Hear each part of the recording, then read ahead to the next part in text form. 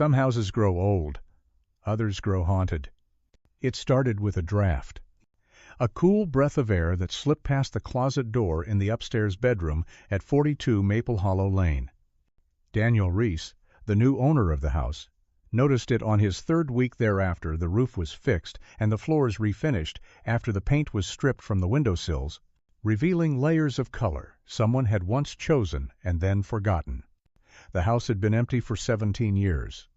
He bought it cheap. No one told him why. No one had to. The neighborhood knew. They remembered the sirens, the yellow tape, the floodlights on the lawn, and the girl who vanished inside without a sound. But Daniel didn't ask about her. He was rebuilding, not digging. Still, that draft had bothered him. So one afternoon in early October, he pulled the closet doors off their hinges, swept out the dust, ran his fingers along the plaster. That's when he felt it. A seam. Barely visible, but just enough. He fetched a flashlight, pressed, knocked. Hollow. The section of wall near the baseboard gave way with one hard push. The drywall cracked open like a secret unsealed. Inside was a space no wider than a suitcase. Dark, stale. Taped against the wood was a flashlight. Old, scuffed, still intact. Gray plastic, red button. One of those cheap models you buy at a gas station for emergencies. It shouldn't have been there. Not taped to the wall, not sealed in, not forgotten. Daniel turned it over. His fingers caught the tape. It peeled easily. Underneath, the surface of the light was etched with scratches. 3 vertical lines. A pause. Then 2 more. 5. Like someone counting days. He pressed the button. It flickered, then turned on. After 17 years, the battery still held power. Daniel stood there for a long time, light in hand, staring into the narrow void. Then he backed out of the room, sat on the stairs, and called the Hannibal Police Department. When the dispatcher asked the reason, he paused, then said, "I think I found something that belongs to Rachel Monroe." The house on Maple Hollow had a name once, the Callahan residence. 2 stories. White shutters. Blue trim. A swing set in the backyard. A birch tree at the curb that never grew right after 2006. It was the kind of house you passed 100 times without noticing. The kind of place where nothing happened until something did. 17 years ago, on a quiet Friday night in September, the Callahans went out to dinner. They left their 3-year-old son with Rachel Monroe, a responsible 14-year-old from the neighborhood who had babysat for them twice before. Rachel was smart, polite, liked to read Nancy Drew. Her teachers adored her. Her parents trusted her. That night, she arrived at 6:45 p.m. The Callahans left at 7. The toddler was asleep by 8. At 10:42 p.m., the Callahans returned. The front door was unlocked. The house was silent. The child was asleep in bed. But Rachel was gone. Not a note, not a noise, not a trace. At first, they thought she went to the bathroom, then maybe outside to take a call. But minutes passed. Then panic. They searched the rooms, checked the basement, yelled her name from the porch. Nothing. She never made it home, never used her phone, never logged into her school account again. Rachel Monroe had vanished from inside a locked house, with no signs of struggle, no evidence of forced entry, and no witnesses. It became one of Vermont's most baffling cold cases. In the days after her disappearance, the house was searched top to bottom. Canon units, thermal imaging, every closet opened, every vent examined. Or so they said. But 17 years later, no one remembered a flashlight. No one recalled anyone removing drywall in that closet. No one asked why the baseboard was newer than the rest of the room. No one noticed the cold draft, except Daniel. He was 31, moved from Connecticut, bought the house to flip it, didn't care about ghosts. But after the flashlight, he started reading old articles, Reddit threads, a podcast episode titled Babysitter Vanishes, Town Goes Silent. He found her photo. Rachel freckles, shoulder-length hair, braces, a bright face stuck in time. He stared at her picture and wondered how something like that could be so forgotten. How a girl could vanish, and no one knocked down every wall to find her. The police came 2 days after he called. They took the flashlight, bagged it, logged it. The lead detective, Aaron Clark, stood in the same closet for nearly 30 minutes. Didn't speak. Didn't blink. Just stared. Then she stepped back and said, "We missed this." Word spread quickly. Local news returned. Neighbors peeked from porches. Someone left flowers by the mailbox. For the first time in years, the Monroe family released a statement. "We've waited 17 years. This may be the beginning of something or nothing at all, but we thank whoever found that light." Rachel's mother didn't speak. Not on camera, but someone saw her drive by the house. Windows rolled up, hands tight on the wheel. She didn't stop. She didn't slow. She just looked. Once, and kept driving. The flashlight was sent to the lab. Inside, the battery was rusted, but fingerprints remained. At least 5 partials. One matched Rachel. The others, unknown. They dusted the inside of the closet. Found trace evidence. Fibers. Scratches on the wood. A fragment of duct tape older than the one Daniel peeled. They began to suspect what no one wanted to say aloud, that Rachel had been inside that wall. Note hidden. Not stored. Alive. At least for a time. In the weeks that followed, Daniel moved out. He couldn't sleep. Every creak in the floorboards felt like breath. Every gust from the vent like a whisper. The house was no longer a project. It was a witness.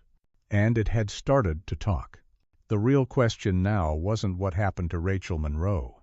It was who, and why, and how after all these years a light still burned behind the wall. The last ordinary night is always remembered too late. The 15th of September, 2006.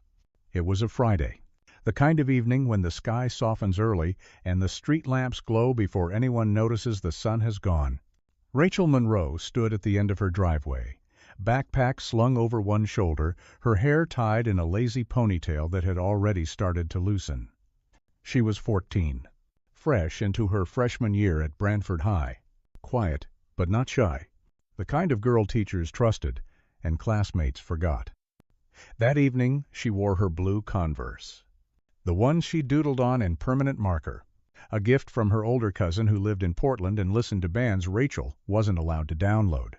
Inside her backpack, a paperback copy of Coraline, a plastic container of leftover mac and cheese, one flashlight, and a handwritten note from her mom, "Call me if they're late. Don't wait outside."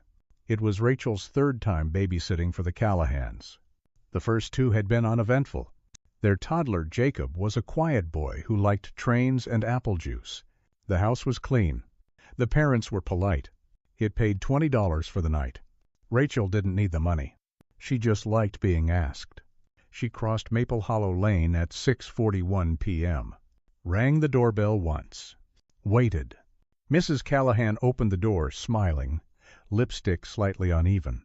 "You're early, sweetie." Rachel smiled back. She always did. By 7:15, the Callahans were gone. The car pulled out of the driveway. The engine faded down the hill. Rachel locked the front door behind them, double-checking out of habit. Jacob was already yawning. She gave him a sippy cup, turned on his nightlight, and read him "Good Night, Moon."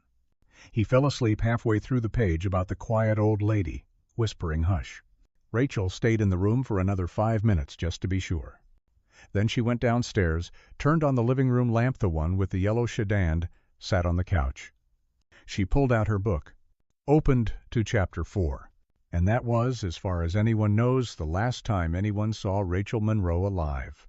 What's eerie about that night is how unremarkable it was. There were no storms, no power outages, no phone calls from strangers, no broken windows, no unlocked back doors. The police would later review the timeline. 6:45 p.m. Rachel arrives. 7:15 p.m. Parents leave. 8 p.m. Child asleep. 10:42 p.m. Parent return. 10:44 p.m. Rachel is missing. 2 hours and 44 minutes. And in all that time, nothing recorded. Nothing heard. No neighbors saw anything. The porch light stayed on. The blinds stayed down. But something did happen. Somewhere in that space of silence, a decision was made. And a girl sitting on a couch under a yellow lamp in a safe neighborhood in a locked house disappeared. Her book was found on the cushion. Open, face down. Her shoes were near the door. Untied. Her phone was charging in the kitchen. Half battery. One unread text from her mom. You okay? It was never answered. Rachel's parents, Tom and Linda Monroe, were called at 11:03 p.m. They arrived at the Callahan house 8 minutes later. Linda ran through every room, screaming her daughter's name. Tom stood still in the hallway, staring at the flashlight on the kitchen counter. Rachel never went anywhere without it. By 11:30 p.m., police were on the scene. By midnight, the street was sealed.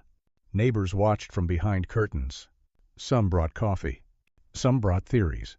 None brought answers. In the early hours of the morning, Detective Aaron Phillips led the search.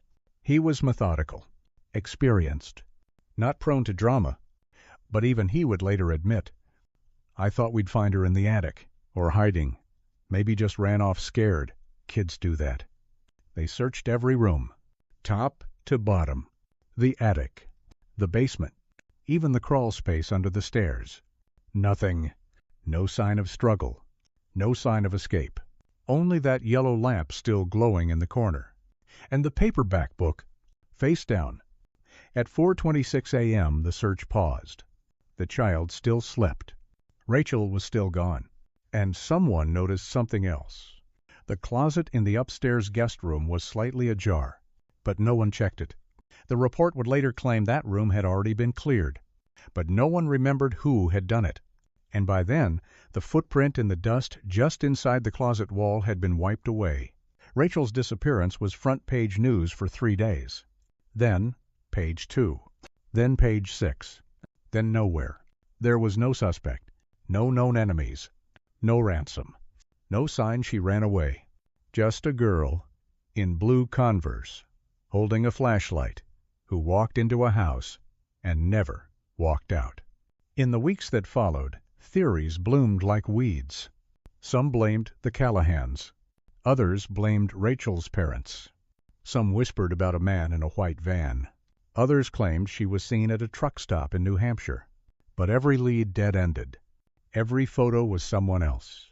Eventually, people stopped talking. The house on Maple Hollow was put up for sale in 2009. No buyers. It sat empty for years. Grass grew wild. Mail piled up. Paint peeled. Children crossed the street to avoid it. Some said Rachel's ghost lived inside. Others said something worse. By 2011, the Monroe family had moved. New town. New jobs. But they never changed Rachel's bedroom. Or her number. Every birthday, Linda would leave the porch light on. Every the 15th of September, Tom would leave a voicemail. We miss you. We still believe. By 2019, the case was cold. The detective retired. The files boxed. The photos yellowing. And then, the flashlight was found. Now, in retrospect, every second of that night feels louder, more urgent, more impossible. Why didn't the police check the wall? Why didn't someone see the signs? Why did the child's nightlight flicker at 9:23 p.m., the same time Rachel's phone stopped charging? Little things. Forgotten things. All waiting to be seen again. Rachel Monroe wasn't supposed to be a mystery. She was supposed to be home by 11. Finish her book. Wash her socks. Go to school on Monday. Instead, she became a shadow cast by a flashlight that refused to die. A name whispered down hallways. A missing girl no one could explain. A story that started quiet and only got quieter until someone finally listened. Disappearance doesn't always make a sound. Sometimes it's the silence that changes everything. At exactly 10:42 p.m., the Callahan's silver sedan pulled into the driveway of 42 Maple Hollow Lane. The headlights cut across the front lawn. The porch light was still on. The house looked exactly as they had left it, quiet, undisturbed, whole. Inside, the toddler Jacob was asleep in his crib. Rachel Monroe was nowhere to be seen. It took 5 minutes before they noticed. Mrs. Callahan opened the front door with her usual care, quietly stepping inside so as not to wake the baby. She placed her purse on the kitchen counter, kicked off her heels, and turned towards the living room. The lamp was still on. Rachel's book lay face down on the armrest. But the couch was empty. She called out softly, "Rachel?" No answer. She checked the stairs. No footsteps. No light under the bathroom door. Nothing. Mr. Callahan opened the fridge, poured himself a glass of water, and casually asked, "She in the bathroom?" His wife's voice dropped. "I don't think so." And then the clock on the wall ticked louder. 10:47. They checked the child first. Still asleep. Still breathing. Still safe. Then they searched the guest room empty. Bathroom empty. Backyard empty. There was no reason to panic. Not yet. Rachel was a teenager. Maybe she'd stepped outside to take a call. Maybe she left early and forgot to text. Maybe. Number. Her backpack was still in the hallway. Shoes still by the door. Phone still plugged into the kitchen charger. And her flashlight gone. By 10:56, panic had arrived. The call to 911 was made at 10:58 p.m. The dispatcher's voice was calm, reassuring. She asked if there were signs of forced entry. There weren't. She asked if anything was missing. Only Rachel. She asked if they had checked everywhere. "Yes," Mrs. Callahan whispered. "Everywhere." But they hadn't. Not really. At 11:14 p.m., Officer David Pratt was the first to arrive. He entered through the front door, scanned the room, and noted everything. Couch untouched. Book on armrest. Lamp still warm. Air faintly smelling of lotion and soap. He moved through the kitchen, up the stairs, and into the guest room. Paused at the closet. Did not open it. Instead, he continued to the child's room, then the master bedroom, then the attic. Rachel was not in the house. Or so it seemed. By midnight, 3 patrol cars were outside. 2 neighbors had come over. Rachel's parent had arrived.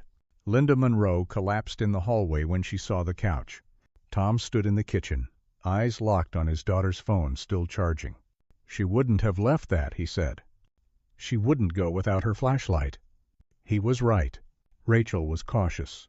Her flashlight was her habit, something she always carried, even in daylight. No one could find it. Because it wasn't missing. It was behind a wall. At 12:38 a.m., a K-9 unit arrived. The dog picked up a scent in the living room. It circled near the armchair, then stopped in front of the coat closet. Sniffed. Whined. Then sat down. Officer Pratt opened the door. Empty. Just jackets. No Rachel. They didn't check behind the wall. By 1:15 a.m., the house had been searched top to bottom. No signs of struggle. No broken locks. No footprints outside. The weather was dry. Leaves on the back porch remained undisturbed. Detective Aaron Phillips arrived at 1:32 a.m. He reviewed the timeline. 6:45 Rachel arrives. 7:15 parents leave. 8 o'clock baby asleep. 10:42 parents return. 10:56 16 realization. 10:58 call. A clean block of time, unbroken, undisturbed, and still gone. Phillips walked the perimeter. Found no signs of tampering. No mud on the windowsill. No broken screens. He entered the guest room, stood for a moment near the closet, then left. In his later report, he wrote, "No signs of recent use." But he hadn't checked the back panel. Behind it, Rachel's flashlight sat in darkness, still glowing, still waiting. By 3 a.m., the house was quiet again. Police officers whispered. Parents wept quietly in separate corners. The baby, still asleep, stirred once and then settled. The lamp in the living room remained on. It would not be turned off for days. By dawn, flyers had been printed. Rachel's school photo, scanned and photocopied in grayscale. Posted on every telephone pole on Maple Hollow Lane. She had gone missing from inside a locked house, in the middle of a peaceful street, with no witnesses, no noise, and no signs of escape. It made no sense, and that's why it stopped making headlines. But the timeline was not as clean as it seemed. At 9:23 p.m., Rachel's phone stopped charging. Zuden, unplugged from the wall. That detail was missed in the early investigation, as was the flicker of the hallway light caught on the baby monitor around the same time, as was the scratch on the inside of the closet wall discovered years later by a new owner. Little things, each one a whisper of something darker. No one heard her scream. If she did scream, no one heard the door open. If it did open, and no one, not the detectives, not the parents, not the neighbors, thought to ask, what if she never left the room at all? The silence after 10:42 p.m. was not empty. It was full of the sound of breath held too long, of heartbeats fading behind drywall, of footsteps retreating quietly from behind the closet door. Something had happened, something that didn't leave a trace, except a light, still burning 17 years later. Truth doesn't vanish. It waits. 17 years after she disappeared, Rachel Monroe came home. Not in person, not in flesh, but in light. Her flashlight, taped behind a closet wall, was the first real sign of her in nearly 2 decades. It had been sealed behind drywall in the guest room of 42 Maple Hollow Lane. Unreachable, unseen, unremembered, until Daniel Reese moved in, until something whispered through a cold draft and a house that had been silent began to breathe again. Detective Aaron Clark stood in the upstairs hallway. Her fingers trailed the edges of the open wall where the flashlight had been found. She didn't speak for several minutes. The room smelled of paint and dust. The floor creaked under her boots. And behind her, a young forensics officer was carefully peeling away the remaining drywall from the cavity. What they were looking for wasn't evidence. It was time. 17 years of it compressed into this narrow gap behind a closet. "We missed this," Clark whispered. "All of us." She had reviewed the old files the night before. Dozens of photos. Room by room. Angle by angle. But no one had ever photographed the inside of the closet from the right side. And no one had ever documented a wall repair in that room, despite the seam in the wood that Daniel Reese had found. Back in 2006, the search was rushed, focused on exits, strangers, external threats. They never asked if the danger had been already inside. The wall was stripped clean by noon. Behind it, a narrow crawl space, about 6 inches deep, insulated but uneven, dust thick, duct tape residue, and in the lower right, corner scratches, horizontal, uneven, like someone had been clawing not just once but many times. Clark knelt beside them, ran a gloved hand over the lines, counted 5, paused, then another 5, then 1, 11. 11 marks, made with a fingernail, a coin, or something sharper. Forensics moved in with soft brushes and portable vacuums. They retrieved 4 fibersewn of them, synthetic, consistent with hoodie material. 1 fingernail fragment, fragile and yellowed. A single bobby pin wedged behind the wooden beam, and a torn corner of notebook paper, water-stained, stuck to the inner insulation. Nothing written on it, at least not yet. They would take it to the lab, apply chemical restoration, pray for ink. News didn't take long to spread. By sunset, a Channel 7 van was parked outside. A local blogger live-streamed the police activity from the sidewalk. Someone started a Reddit thread titled, "Rachel Monroe's Flashlight Found?" By the next morning, national outlets picked it up. Some ran old photos of Rachel smiling in front of her school locker. Others recycled theories that had long since been discarded. The house on Maple Hollow became infamous again. But this time, not just for what was lost, for what might have been covered up. Detective Clark requested the original contractor records for the house. The drywall section appeared newer than the rest of the room. Different scree pattern, different grade. But no permit had ever been filed. No repair noted. That wall had been added quietly, illegally, sometime after the search had ended. Not before. Someone had come back. sealed it up, and walked away. On day 3, cadaver dogs were brought in, not for the whole house, just for the closet. They alerted twice, once at the baseboard, once at the insulation seam, but the space was empty. No remains, no blood, just air and time and dread. One of the officers made a quiet observation. If she was in there, it wasn't for long. Clark met with the Monroe family later that week. They hadn't set foot inside the house since the night Rachel disappeared. Tom Monroe sat with his arms folded tightly. Linda didn't speak. Clark laid out the photos, the flashlight, the wall, the marks. "We can't say for certain she was behind that wall," Clark began. "But the partial fingerprint we lifted from the flashlight matches Rachel." Tom leaned forward. "What does that mean?" Clark paused. "It means she touched it. Possibly while inside that space. Possibly the night she vanished." Silence. Then Linda asked, barely audible, "Why would someone put her there?" No one had an answer. A week later, something changed. Lab analysis came back on the fibers. 3 were inconclusive. The 4th matched a hoodie brand sold at a local mall in 2006 Tower 1, a brand Rachel's parents confirmed she had owned. The fingernail fragment was human, likely adolescent, likely female. The bobby pin? Rachel's mother recognized the brand sheep, sold in packs of 100. And the paper? Under chemical restoration, faint lines emerged. 3 words, barely legible, written in shaky cursive. "Still here, cold." That changed everything. What was a cold case was now active. What was rumor became evidence. And the house on Maple Hollow wasn't just a memory anymore. It was a scene. For the first time in 17 years, investigators asked, who had access to the house after the search ended? Who had keys? Who had time?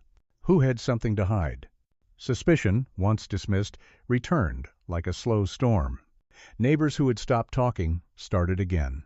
One claimed they heard hammering weeks after the case went cold. Another remembered a van parked out front long after the house was emptied. A former maintenance worker, now retired, admitted to being hired by the previous owners to seal a vent upstairs. But there were no vent permits and no record of payment. His name? Paul Whitmore. And in 2006 he lived 4 houses down. Clark pulled his old record. 2 prior offenses. 1 for trespassing. 1 sealed. She paid him a visit. He didn't answer the door. Didn't return calls. And when police got a warrant, he was gone. Vanished. Like someone else before him. The investigation widened. Rachel's case file reopened. Every piece of evidence retested. Every person re-interviewed. The closet wall was now a focal point. Not just a place of concealment, but possibly confinement. They began to wonder, was Rachel hidden that night? By someone she knew? Or was she never meant to be found? And still, the flashlight sat in an evidence locker, unbroken, still holding a charge. Detective Clark returned to it often. She'd sit in her office, flick it on, let the beam stretch across the desk. Let it remind her. That truth doesn't always scream. Sometimes it glows. Soft, persistent, waiting to be seen. They thought they had searched everything. But what they really did was stop looking. In the autumn of 2006, the Monroe case was a mystery. By the winter of 2023, it became a failure. A flashlight taped behind a wall had reopened it. But what followed next exposed something far worse than a disappearance. It exposed the truth that no one wanted to admit. Rachel Monroe might have been found, if anyone had truly looked. The original search lasted less than 36 hours. That's what the paperwork said. That's what the press releases said. That's what the town believed. But it wasn't enough. Not then. Not now. When Detective Erin Clark reopened the files in 2023, she found a report labeled "Attic Cleared." But no photos. No timestamps. No evidence log. There was a list of rooms checked and cleared by the initial team: living room, bedrooms, bathrooms, basement, and attic. No mention of the guest room closet. No image of the drywall behind which the flashlight was found. No mention of insulation. No list of objects recovered from the crawl space. Because they hadn't found it. Because they hadn't tried. Officer David Pratt, the first on the scene in 2006, was still working in Hannibal when the flashlight resurfaced. Clark called him in for questioning. "Did you ever check the guest closet?" "I checked the room." "But the closet?" "I don't remember." He looked tired, older, but not surprised. "It didn't seem important," he said. There was no sign of entry, no blood, no broken lock. The couch was still warm. Clark nodded. The flashlight was behind that closet wall. "Issy." Pratt closed his eyes. "We didn't even think to tap the walls." That phrase echoed. We didn't think. They were looking for someone who ran away, or was taken through the door. They never considered a disappearance that didn't move. They didn't search for absence. They searched for noise. And Rachel had made none. Clark called in the original case supervisor, retired Chief Marcus Heller, now 73, living in Florida. He agreed to talken the record. "We followed the playbook," he said. "She was 14. Most runaways come home. We weren't prepared for a ghost." Clark laid out the evidence. The flashlight. The scratches. The note. Heller's voice dropped. "I thought we did our best. Now I'm not sure we did anything at all." Across town, Tom and Linda Monroe sat in their kitchen. They hadn't spoken to the media in years. But after the wall was opened, they started receiving calls again. Podcasters, journalists, strangers claiming to be mediums. Linda unplugged the landline. Tom kept a notebook. Inside, he wrote one sentence again and again. Why didn't anyone check? Clark requested body cam footage from the original search. There wasn't any. In Domesday, Hannibal PD didn't require body cams. Reports were handwritten. Photos were on film, scanned later. Some were missing. Some mislabeled. The only image from the guest room was a blurry wide shot from the hallway. No close-ups. No inspection tags. Nothing. She dug deeper. Found logs showing the house was re-entered 3 days after the search ended. No reason listed. No name signed. Just a timestamp. 2:08 a.m. An officer had returned. But which one? When Clark asked, everyone denied it. Then one officer retired in 2011. Left a voicemail at 3:42 a.m. His voice was shaky. "There was a guy. I think he was private security. Not one of ours. He showed up with a toolbox. I thought maybe he was hired by the family. He never called back again." So who entered the house at 2:08 a.m.? Who brought tools? Who would have access after the case was shut down? Then, a breakthrough. A subpoenaed phone record from the original home builder revealed a text message dated the 1st of October, 2006. It read, "Finished wall job should be invisible." The sender? A man named Paul Whitmore, the same one who vanished after his name resurfaced in Chapter 4. Clark put out a bolo, but Whitmore was gone. No known address. No living relatives. No digital trail since 2016. Some say he left the country. Others say he never existed. But one thing was clear. Whoever sealed that wall did it with intent. Not to store something, but to silence it. In late November 2023, Clark gathered her team in the evidence lab. The note recovered from the wall had been digitally enhanced. Under the words, "Still here, cold," were faint indentations, like someone had written on the paper while it rested on another sheet. Using infrared scan, they lifted an outline, a partial name. It began with a P and ended with OR. Paul Whitmore. A name written by Rachel? Or someone else? They couldn't tell. But the ink was hers. Tom Monroe held that slip of paper for 3 minutes without speaking. Then he said, "She was alive. Long enough to write." Linda, for the first time in months, looked up and whispered, "She waited." End of verse. Clark ordered a secondary inspection of the house. This time, they brought ground-penetrating radar, scanned the entire structure. What they found made her blood run cold. Another cavity, smaller, in the basement, behind the boiler, sealed. The next day, they opened it. Inside, a bundle of fabric, a child's blanket, dried apple juice on the hem, and a set of small footprints cast in dust. No blood, no body, but more fingerprints. 3 matched Rachel. 1 unknown. Everything the town thought it knew was wrong. She never left. She didn't run. She didn't get pulled through a door or dragged into a car. She was hidden. Twice. And no one noticed. Because no one truly looked. Nothing was ever checked, Clark told the press. Not fully. Not fearlessly. Not like it mattered. They searched for an answer that made sense. Not the one that was real. In 2006, they assumed silence meant absence. But silence was presence. Rachel Monroe hadn't vanished into thin air. She had been here all along. Behind a wall. Behind a boiler. Behind the assumptions everyone made. The flashlight had lasted longer than the search. Longer than the news. Longer than the memory of most neighbors. And now, for the first time, the question wasn't, what happened to Rachel? It was, how did everyone let it happen?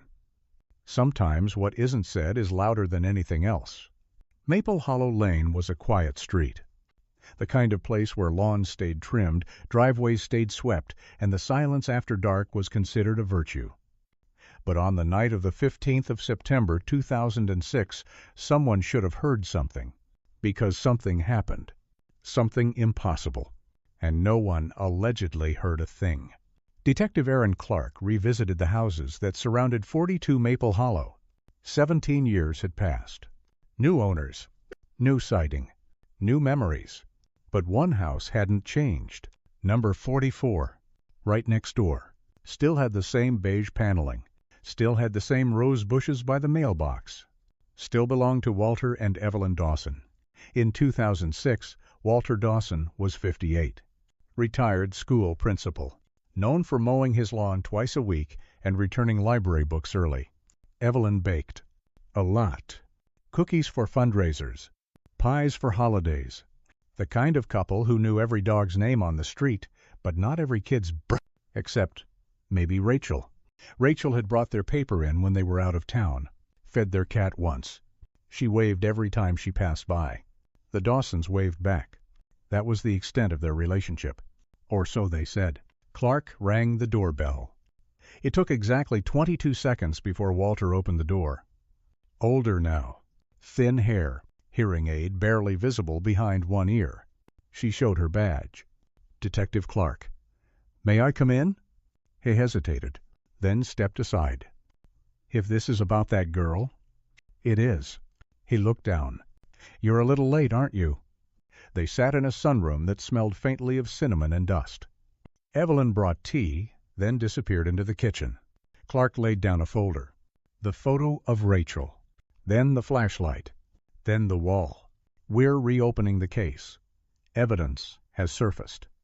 Walter sipped his tea. We told everything we knew. Back then. Clark didn't respond. She waited. He shifted. We didn't hear anything that night. Not a sound. Clark finally spoke. You live 15 feet away. Your bedroom window faces theirs. The houses are that close. I sleep with earplugs. And your wife? She was baking. Clark raised an eyebrow. At 11 p.m.? Walter blinkte. She couldn't sleep. Sometimes she bakes at night. Later, Clark reviewed Evelyn Dawson's original statement from 2006. It was 2 paragraphs long. She claimed she went to bed at 10:30. Said she watched the 10 o'clock news. Said she didn't see or hear anything. But Clark now had proof that the wall Rachel's flashlight was hidden behind had been sealed after the search. Between the 17th of September and the 3rd of October, and someone on that street had seen someone enter the Callahan house during that window. One neighbor now, deceased woman, named Janice Keller had written a note in her 2006 diary. Saw someone go into 42 again. Toolbox. Late. Thought it was their uncle? That note was discovered by her daughter in 2020 when clearing out the attic. It was never turned over to police. Until now. Clark matched the description.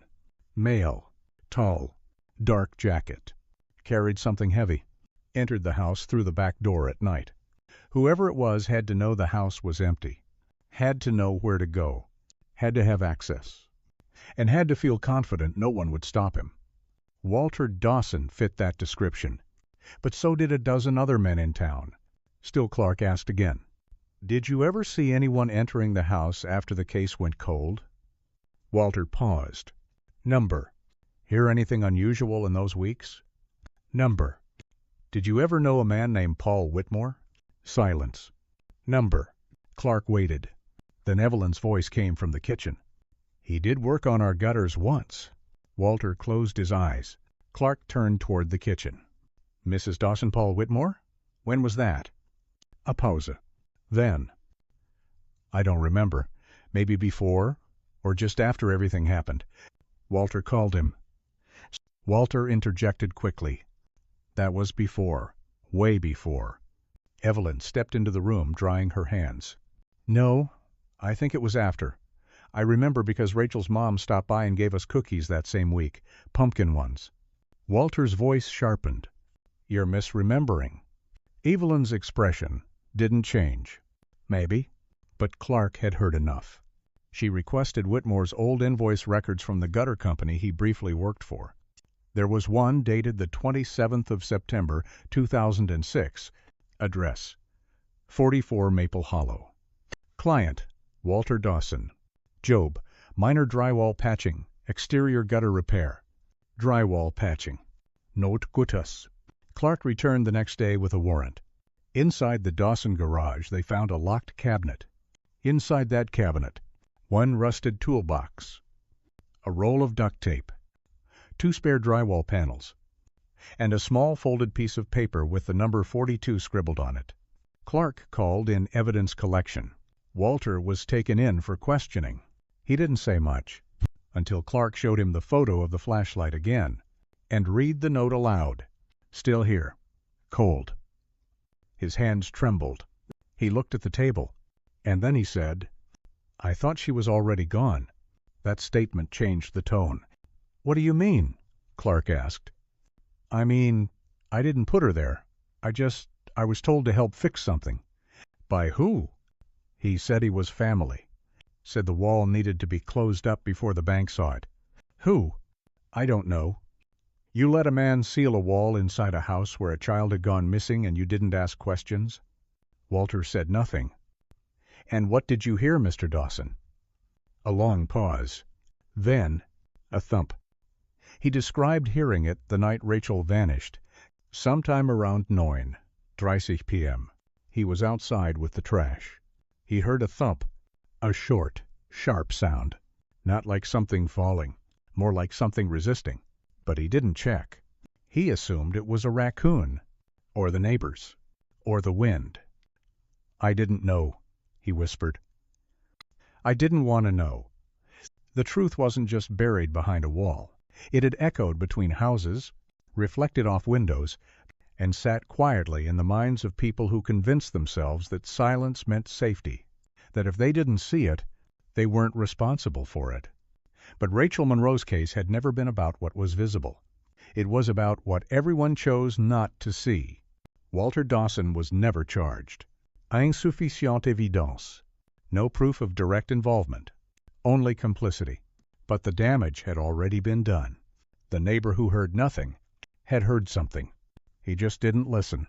And when he finally did, it was too late. The lens doesn't lie. It only waits to be seen. The 3rd of December, 2023. 17 years and 80 days since Rachel Monroe disappeared. Detective Aaron Clark stood in the basement of 42 Maple Hollow. The house had been stripped nearly bare. Floorboards lifted. Insulation removed. Every wall opened like a confession. And then they found it. Behind the furnace. Inside a hollowed-out cinder block, wrapped in plastic. Cracked but intact. A disposable camera, covered in dust, damp to the touch, battery long dead. But the film might still remember. Forensics didn't celebrate. They whispered. There was no cheering, no flash of triumph, only silence like reverence. Because everyone knew whatever was inside that camera, it wasn't a memory. It was evidence. And maybe a goodbye. The camera was sent to a restoration lab in Chicago. Rush order. 24-hour processing. Clark didn't sleep. Tom Monroe didn't answer his phone. Linda sat with the porch light on all night. When the images came back, Clark cleared the room. She stared at the monitor. Alone. Frame by frame. Breath by breath. The first photo. Blurry. A kitchen counter. Cereal box. Half-open fridge. Timestamp. 7:12 p.m. The 15th of September, 2006. Rachel was alive. The second photo. A couch. A book on her lap. Her face out of frame. Taken from low angle, as if placed on a table timer set. She was wearing the hoodie, the same one matched by fiber weeks earlier. Third photo. The front window. Curtains drawn. Outside, a shadow. No features. Just shape, as if someone was watching, or had already entered. Fourth photo. Rachel. Face in frame. Half smile. Eyes uncertain. Behind her, the hallway mirror. And, in the reflection, a man. Blurry. Barely visible. But tall. Wearing a dark jacket. Holding something in his left hand. Possibly metal. Possibly a tool. Clark paused the footage. Zoomed in. Stared. It wasn't just any man. It was Paul Whitmore. Photo 5. Pure black. No light. Just pressure. As if the lens was pressed against fabric. Or hidden in a drawer. Then the sixth photo. And everything stopped. It was Rachel. In the crawl space. Eyes wide. Flash-catching tears. Hair tangled. Mouth open but no sound. She was reaching. Toward the camera. Or maybe for help. Behind her. A wall, partially sealed. A gap at the top. Just enough for light to spill through. There was a final photo. Number 7. Not a person. Not a room. But a flashlight. Turned on. Balanced on the floor. Casting a long, thin beam against insulation. And written in the dust beside it, barely visible, "He said I'd be safe." Clark turned off the screen. The room stayed dark for a long time. Later that day, she met with Tom and Linda Monroe. She didn't bring the photos. Just her voice. Rachel took pictures the night she disappeared. Tom clutched his hands. "Is she alive in them?" "Yes." "For how long?" Clark didn't answer. She didn't need to. The discovery made national news. Camera recovered in 17. Year-old disappearance. But no one published the images. By request of the family. And, because no one could bear to look, not the full set. Not photo 6. The camera had been buried in that wall since 2006. Just a few feet from the flashlight. A few feet from the truth. Paul Whitmore's fingerprints were found on the plastic wrapping. DNA matched a cigarette butt found near the back porch in 2006. The case now had what it never had before. Visual confirmation. A timeline. A suspect. But no arrest. Because Whitmore was still gone.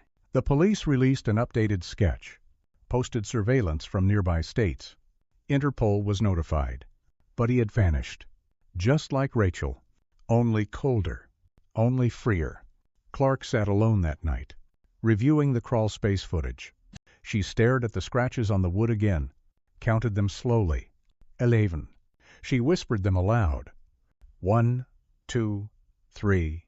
Not numbers anymore, but days, attempts, silent screams.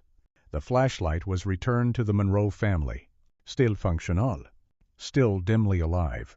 They kept it in a glass box, next to her favorite book, and a framed copy of her 8th grade photo. That night, Linda lit a candle on the porch, not because it was her birthday, but because Rachel had always hated the dark. Tom didn't say anything.